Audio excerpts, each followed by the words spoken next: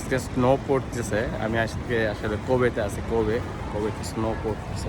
এই যে আমার জ্যাকেটের উপরে স্নো পড়তেছে। সো আজ এখন কোবেতে আছি। কোবে থেকে আমি কোবে স্টেশন হয়ে কোবে পোর্টের দিকে যাচ্ছি।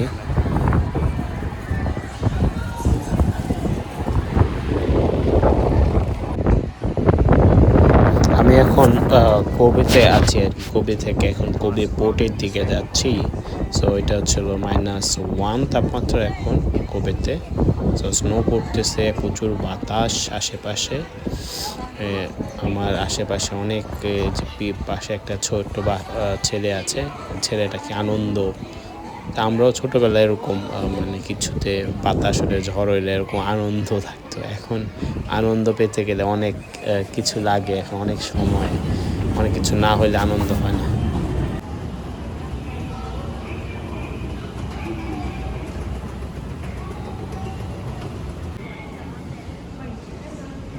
এখন ট্রেনে উঠবো আর কি। ট্রেনে এই যে মানুষ কত সুশৃঙ্খল, সবাই লাইনে দাঁড়ায় আছে, বলতে হয় না, সবাই লাইনে আছে। এখন ট্রেনে উঠে গেলাম। ট্রেনটা একটু আলাদা। নর্মালি আমি যে কিয়োটোতে উঠি এখান থেকে, এটা অবশ্য মাটির অনেক উপরে ট্রেন লাইনটা।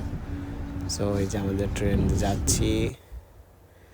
এইখানে হচ্ছে এটা হচ্ছে পোর্ট এরিয়া। কোবেতে পোর্ট আছে, পোর্ট এরিয়া। এটা পোর্ট এরিয়াটা খুবই সুন্দর এরিয়া। জাপানে অনেকগুলা পোর্টই আছে, Nagoya port, কিয়োতো port, Osaka port, এরকম অনেকগুলা। জাপান যেহেতু সৌন্দর্য নিয়ে যে বলি, দেখেন রাতের বেলা সৌন্দর্য। এই যে টাওয়ারটার যে রেড একটা আলো, এটা দেখা যাচ্ছে যে পানিতে পড়ছে। এটা একটা প্রতিচ্ছবি হচ্ছে আর কি। এদিক থেকে দেখা গেলে ওইখানে একটা বিল্ডিং আছে, এটা মেবি হোটেল টাইপের কিছু, আমার ঠিক জানা নাই। সো আমি প্রথম আর কি কোবে আসলাম।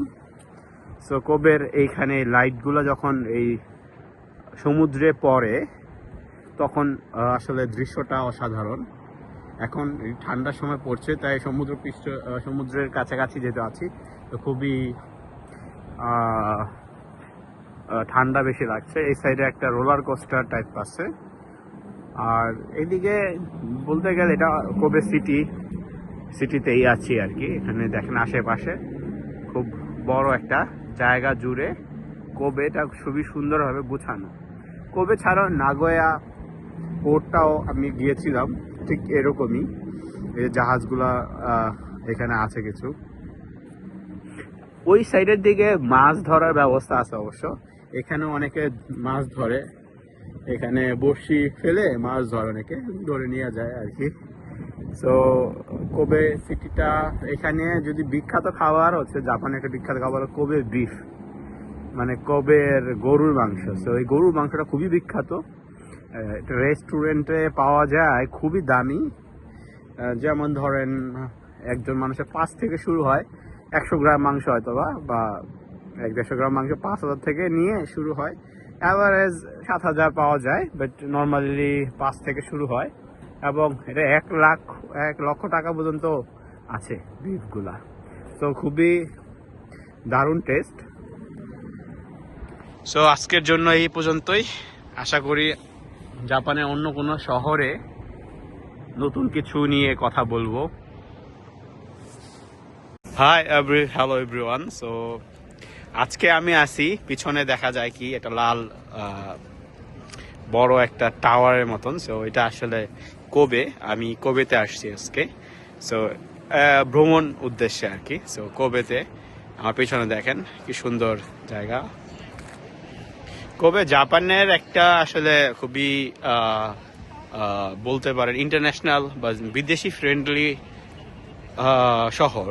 সেখানে বেসিক্যালি এটা চাইনিজ ইউরোপিয়ানরা অনেক থাকে এই জায়গায়। এটা সমুদ্র পোর্ট, আমার পিছনে যেটা আছে সমুদ্র পোর্ট হওয়ার কারণে এখানে ব্যবসা বাণিজ্য অনেক আগে থেকেই শুরু হয়েছে। এটা মনে হয় 1300 সালের দিক থেকে তো মাঝখানে 1995 সালের দিকে এটা খুব ভূমিকম্প হয়, খুব বড় একটা ধরনের। তখন শহরটা নষ্ট হয়ে গেছিল, কিন্তু আবার গড়ে উঠছে। এই দেখেন আমার চারপাশে। জাপানে আসলে কোবে শহরটা মানুষ যেসব শহরে ঘুরে, টোকিও, ওসাকা, কিয়োতো, আর একটা কোবে। কোবে পরিচিত না খুব শহরটা বিদেশিদের কাছে, মানে আমরা যারা জাপান সম্পর্কে খুব কম জানি। বাট এই কোবে শহরটা খুবই সুন্দর একটা পোর্ট। এখানে মিউজিয়াম আছে, মিউজিয়ামে ডলফিন যে খেলা আর কি হয়। তারপরে হচ্ছে এই আশেপাশে আপনার দেখে বড় বড় অনেক বিল্ডিং, ঠিক আছে। সো এছাড়াও কোবে শহরটা হচ্ছিল ওসাকা থেকে খুবই কাছে, কিয়োতো থেকে 2 ঘন্টা সময় মতন লাগে। আর কোবে শহরের